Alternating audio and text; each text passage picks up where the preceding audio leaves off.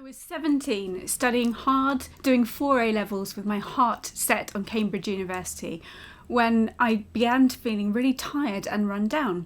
So I went to the doctor and asked him what was wrong. He took one look at me and said, "How much exercise do you do?" And I said, "Well, not much, because I'm quite busy with these 4 A-levels, and by the way, did I tell you I'm tired?" He said, "Of course you're tired, you're unfit, get out and do some exercise." A week later, I was back in, seeing a second doctor. She said, "The results have come back in, it's glandular fever. Rest, and whatever you do, don't exercise." Fast forward 10 years, and I'm happily married and working as a Christian minister. It's my dream job. And the exhaustion strikes again. This time, I was diagnosed with chronic fatigue syndrome. And a kind doctor once again told me that exercise was the cure. Do a bit of exercise every day, no matter how you're feeling. Build it up really gradually, increasing it once a week, and you'll soon be fine, she said. So I followed her instructions to the letter until I was doing exercise for an hour a day, which is what she said. I was fit, but I wasn't healthy. I still had significant pain. I was still falling asleep in the middle of the day, sleeping 12 hours at night. I still had trouble maintaining a steady body temperature and still getting virus upon virus because my autoimmune system was down. But I was running 3 miles at a time, so I thought I was getting better. Then one day, after walking up a mountain in the Lake District, my legs collapsed out of nowhere, and after that, I needed to use a wheelchair. 3 years later, in 2010, the exertion of going through labour and giving birth pushed my body into worse health. And I became largely bedbound and housebound. I live in a lovely house with beautiful big windows. And for the past 9 years, it has been a beautiful and very comfortable prison. I need to lie in bed for 21 hours a day, and I only have enough strength to leave the house twice a month in a wheelchair. Now, my illness is called myalgic encephalomyelitis, ME for short, which is a physical illness most similar to multiple sclerosis or post-polio syndrome, and it's very serious. This is Whitney Defoe, who has severe ME. Once a happy, healthy, award-winning photographer, he now spends his days bedbound, lying paralysed in a darkened room for over 8 years, in agonising pain, unable to talk or tolerate noise, needing to be tube-fed because he can't swallow. One of my best friends, Jenny Rowbury, known as Stroopwaffle on Twitter, has been in that similar position for nearly 15 years now. This is Merrin Crofts. She was a happy teenager when she fell sick with severe ME, and her body vomited up food even when she was tube-fed. The doctors initially said she was hysterical and had a psychiatric illness. She died 10 days after her 21st birthday, and the autopsy revealed ME as cause of death. And it was only after researching the condition and reading hundreds of scientific papers that I realised I didn't get worse in spite of the graded exercise therapy. I got worse because of it. And so you need to know that in the 1990s there was a small but very influential group of psychiatrists who theorised that ME didn't exist as a disease. They renamed the whole thing chronic fatigue syndrome and prescribed exercise to cure patients of muscle deconditioning for lying around too long, and positive thinking to cure us of our false illness beliefs.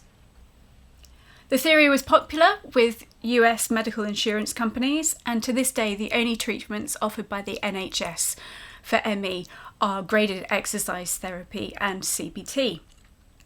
And it's worth saying the USA recently did the biggest survey of scientific papers on ME to date, and they've discovered it was definitely not a mental illness and have banned graded exercise therapy because of all the evidence of harm that it does to ME patients. As one MP explained, prescribing exercise for ME is like prescribing walking around in the snow for people with frostbite. Each year, thousands more ME patients are told, do more exercise, when we should be told, rest. It gets worse. Social workers think of ME as meaning tired all the time. So in severe cases, they suspect child abuse and try to take the kid away from the family.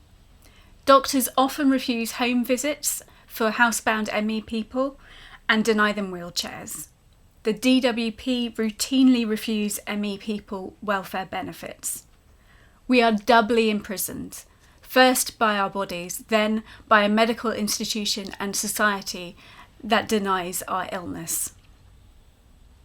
So why should Christians care? For me, ME is a prison. For my friend Jenny, it is constant torture.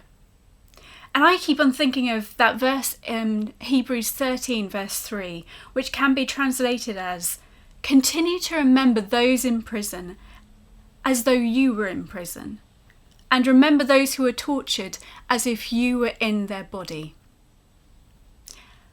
And that's the why. And now we come on to the how. And social media is a total game changer. So here are 6 quickfire suggestions to use social media to help people with ME. Number 1, believe us. ME people are routinely disbelieved when they talk about their illness, and years of being gaslit can make you question your sanity. Don't offer quick solutions or tell them it can't really be that bad, because it is. Believe us. 2, share our story. Like any silenced minority group, the best thing you can do is amplify the voices of the people themselves. Stories can change the world, so let ME people tell their story and share it. One excellent ME memoir is by Jessica Taylor Bierman, A Girl with Dark Glasses. Read it, buy it, review it, share it.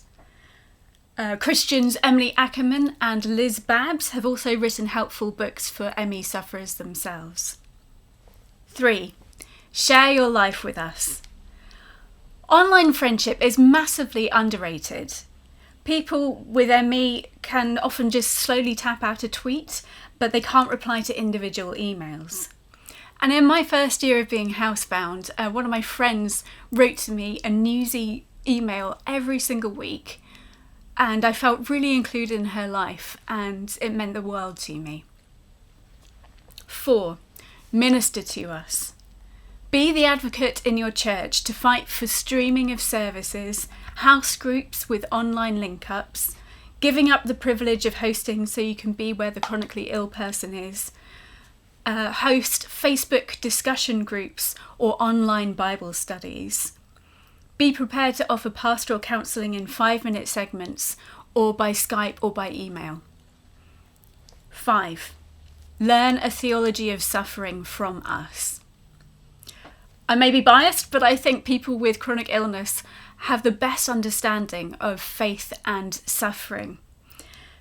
Jenny Robery, is a prize-winning poet with stunning religious poetry on her site jkrobery.co.uk. Alison Whale and Clooney McPherson, I have learnt loads about illness and faith. Karen Dibbons-Wyatt has authored 3 books on mysticism and prayer. Lucy Mills is the author of the accessible theology book Undivided Heart. And you may want to check out my own blog, tanyamarlow.com, and my latest book, Those Who Wait, Finding God in Disappointment, Doubt and Delay. Don't think we have nothing to offer, because we do. And 6, and most importantly, fight with us. We need Christians to take up the mantle of justice for people with ME. The science is advancing at an exciting pace, but we desperately need fundraisers for biomedical research. There's a Christian organisation called the ME Trust that wants to provide holistic care. We need supporters for that. We need Christian doctors to spread the word.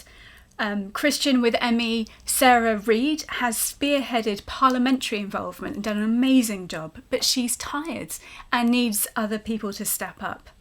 And if nothing else, you can sign up to ME Action Network UK to sign petitions and take action with them. It's really easy to do.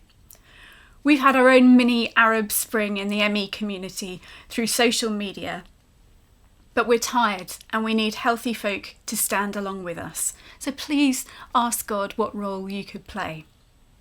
Believe us, share our story, share your life with us, minister to us, learn theology from us, fight with us. And this is my plea.